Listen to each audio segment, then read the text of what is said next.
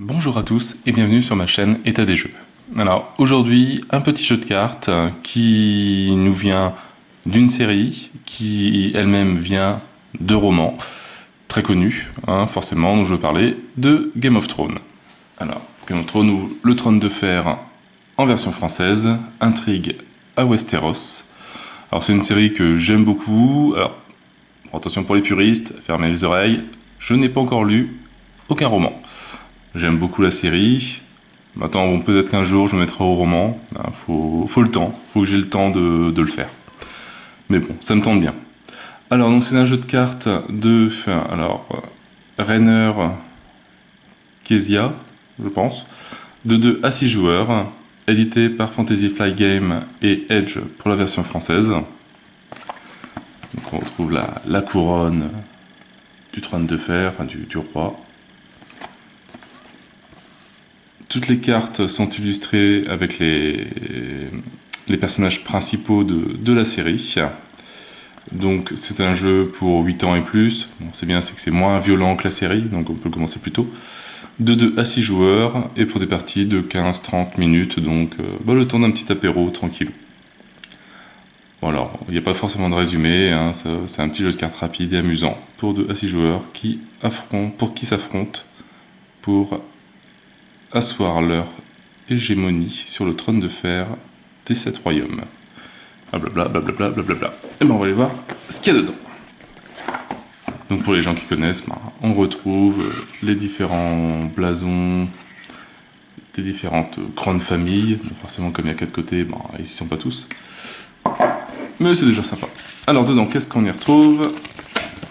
On y retrouve donc la notice de règles, avec l'image du trône de fer, les différentes cartes, les placements.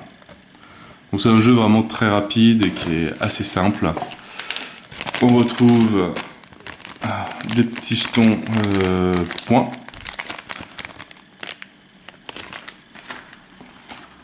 On y retrouve aussi, alors il y a différents types de cartes, il y a 2 types de cartes différents. Il y a les trônes de fer, avec des valeurs négatives. Et on a les cartes des différentes familles. Alors, en gros, forcément. Donc, je ne connais pas non plus toutes les familles par cœur. Bon, comme je regarde la série une fois, quand elle passe sur HBO. Donc, je sais qu'il y a les Stark, il y a les Targaryens, etc. Mais bon, lui, je sais plus quelle famille c'est, par exemple. Bon, c'est pas forcément très très grave, mais en tout cas, ça reprend tous les personnages principaux des différentes. De la série, des personnages principaux de la série. Donc les Lannister, Baratheon, Khal Drogo, Hodor, etc. etc. Donc il n'y a aucune caractéristique. Je vais faire un petit tour de jeu pour vous montrer un peu comment ça se passe. C'est vraiment un jeu super rapide et assez amusant, etc. Donc hop, on va passer limite tous les personnages un par un.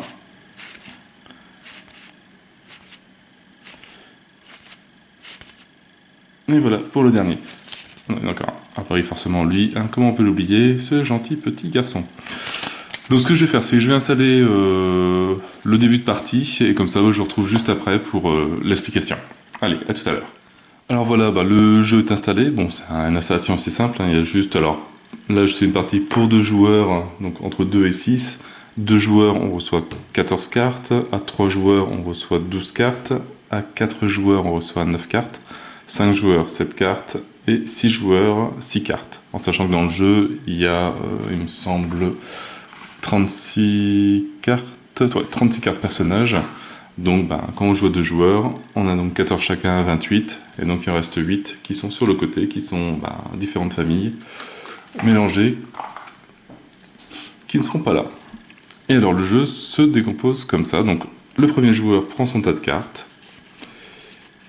et va jouer ce qu'on appelle la ligne de base, qui peut comporter au maximum 8 cartes. Ça, 8 cartes, et on va faire un jeu en pyramide, et ça sera le premier joueur qui ne peut plus jouer qui sera perdant, et il y a autant de manches qu'il y a de joueurs. Alors comment ça se passe? Donc, par exemple, si je jouais le jaune ici, et qu'un autre joueur jouait le noir ici, ce que je pourrais mettre au-dessus de ces deux-là, ça sera soit une jaune, ou soit une noire. Donc je ne pourrais pas mettre un Stark comme descendance, on va dire, entre les deux familles. Donc je pourrais soit jouer, celui-là, ou voilà, ou celui-là. Et ainsi de suite, etc. Donc par exemple, moi j'ai joué la jaune. Le joueur suivant, il va jouer une rouge. Hop, donc comme ça on a déjà 2 des 8 cartes, 2 des 8 premières cartes de la base. Moi j'ai pas envie de monter tout de suite. Et je vois que j'ai quand même beaucoup de rouge, donc c'est bien, beaucoup de jaune aussi. Donc je vais pouvoir essayer de monter par la suite en jaune.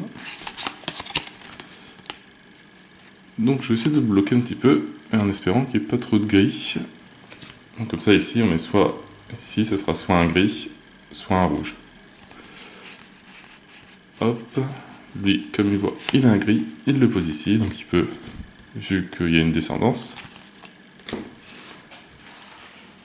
Le joueur 1, lui va continuer, il va essayer de se faire une base de jaune.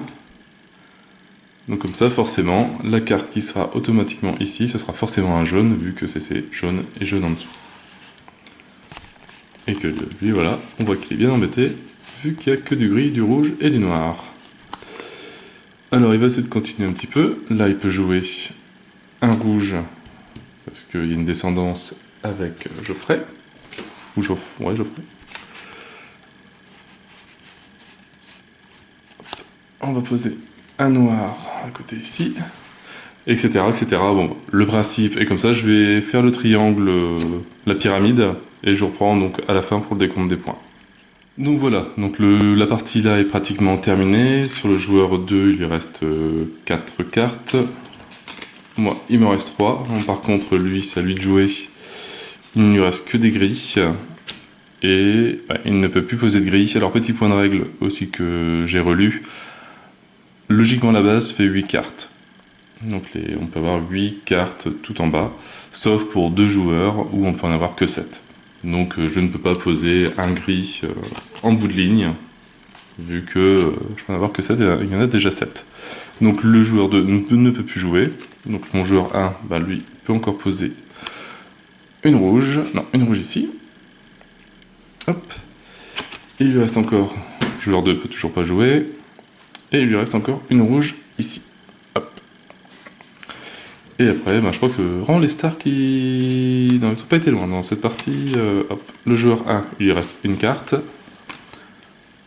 Et le joueur 2, il lui en reste 4. Donc le gagnant, c'est le joueur 1.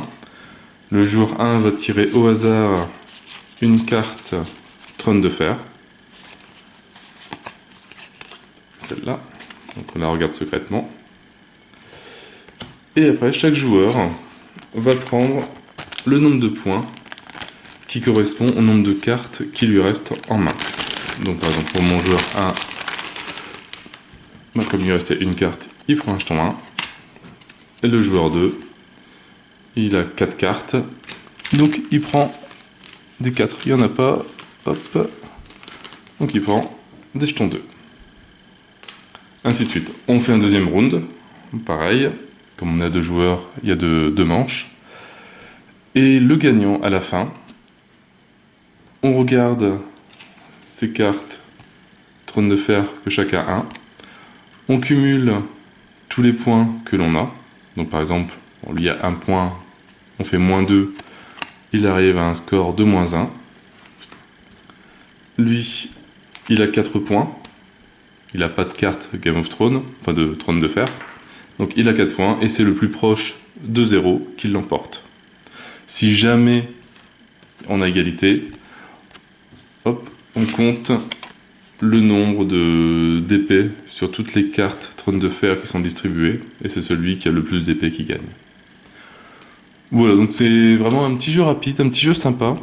Si on aime la série, ben, on retrouve tous les personnages principaux de la série, bon, jusqu'à une certaine saison. Après, il y en a encore qui sont sortis, mais bon, forcément, ils vont pas refaire un jeu de cartes tous les ans avec les nouveaux personnages. Mais en tout cas, voilà, pour embarquer en vacances, qui prend pas trop de place ou durant un apéro, c'est bien sympa.